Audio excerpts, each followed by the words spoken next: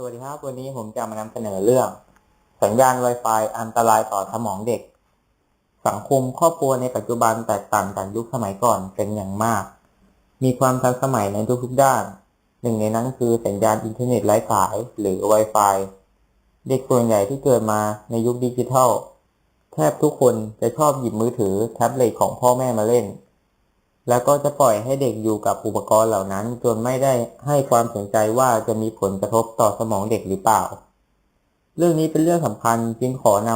ำอันตรายจากสัญญาณ Wi-Fi มาฝากกัน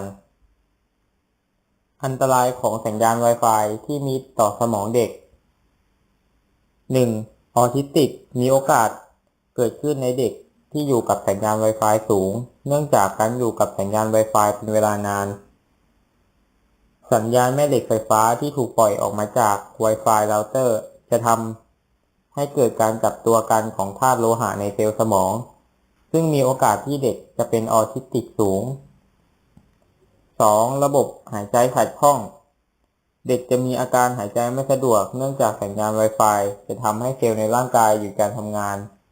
หากได้รับเป็นเวลานานจะส่งผลให้ DNA ในร่างกายถูกทำลายทำงานไม่เป็นปกติและนอกจากนั้นจะส่งผลต่อสมองยังมีการพบว่าคลื่นแม่เหล็กเหล่านี้มีผลต่อเม็ดเลือดขาวในร่างกายมีความเสี่ยงที่จะทำให้เป็นมะเร็งเม็ดเลือดขาวได้ 3. เนื้องอกในสมองมีผลวิจัยทางการแพทย์ออกมาว่าความถี่ของสัญญาณ Wi-Fi มีความเข้มข้นสูงมีความเสี่ยงที่จะพัฒนาอาการของเด็กด้อยกว่าปกติและมีโอกาสที่เกิดเนื้องอกในสมองมากกว่าผู้ใหญ่เพราะเนื้อสมองของเด็กมีความอ่อนแอมากทำให้คลื่นสัญญาณ Wi-Fi ที่มีความเข้มข้นสูงสามารถผ่านเข้ามาในสมองได้ง่ายกว่าผู้ใหญ่สิ่งอำนวยความสะดวกให้เรามากมายโดยตลอดทำให้การสื่อสารรับสารต่างๆเป็นไปได้โดยสะดวกสบายมากขึ้นไม่น่าเชื่อเลยว่าจะมีอันตรายมากมายขนาดนี้หากไม่อยากให้